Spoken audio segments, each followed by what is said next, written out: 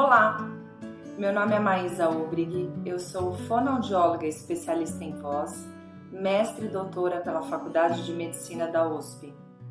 O tema que nós vamos abordar é voz e implante coclear, assunto este que vem estudando juntamente com o grupo de implante coclear do Hospital das Clínicas da USP. Mas antes, gostaria de agradecer à Sociedade Brasileira de Fonoaudiologia por poder contribuir nesta virada vocal e parabenizar o Departamento de Voz por mais essa comemoração pelo Dia Mundial da Voz, que ocorre no dia 16 de abril. Vou começar falando um pouco sobre a surdez e o implante coclear. De acordo com o levantamento da Organização Mundial da Saúde, temos 466 milhões de deficientes auditivos no mundo.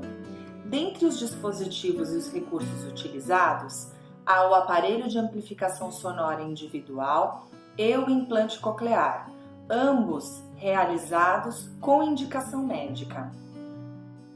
O implante coclear é um equipamento eletrônico computadorizado em que pequenos eletrodos são inseridos dentro da cóclea e estimulam o nervo auditivo diretamente, levando a informação para o cérebro. O implante coclear faz com que a pessoa com surdez de grau severo a profunda possa voltar a ouvir. Existe uma coisa muito importante para que qualquer pessoa possa desenvolver de forma adequada a voz e a fala, que se chama feedback auditivo. Você já ouviu falar no feedback auditivo?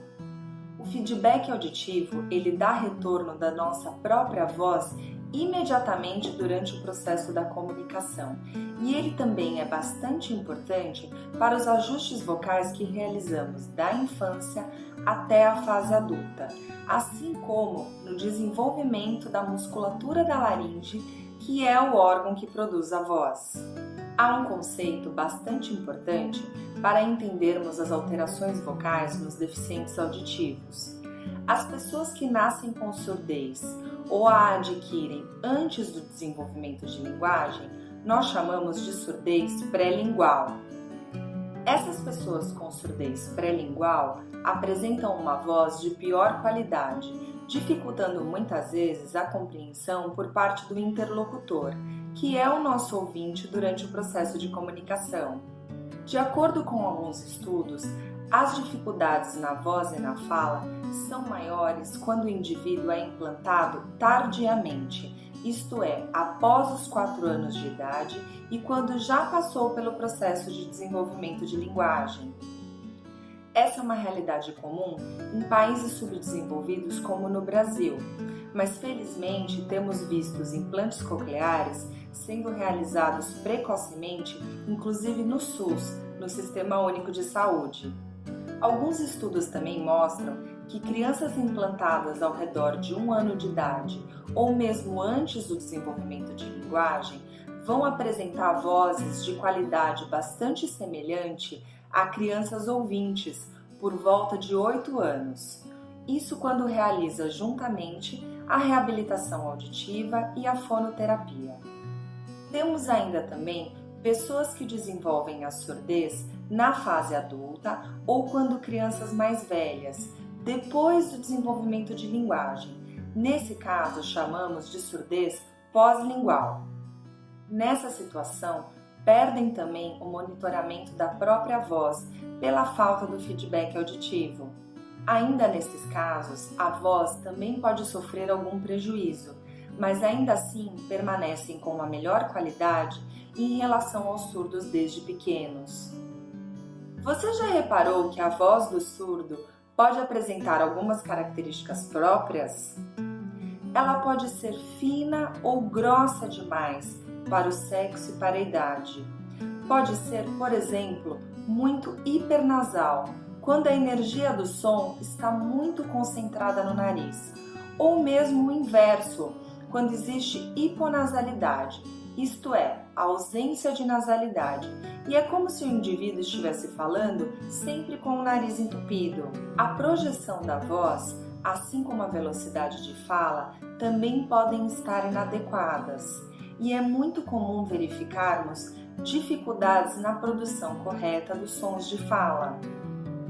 Todas essas alterações ocorrem pela falta do feedback auditivo, mas essas características vocais vão depender de uma série de fatores, como, por exemplo, o momento da instalação da deficiência auditiva, o grau da surdez e o quanto esse indivíduo ele foi estimulado auditivamente ao longo da vida. Muitas pessoas com surdez são oralizadas, isto é, utilizam a comunicação oral para se comunicar.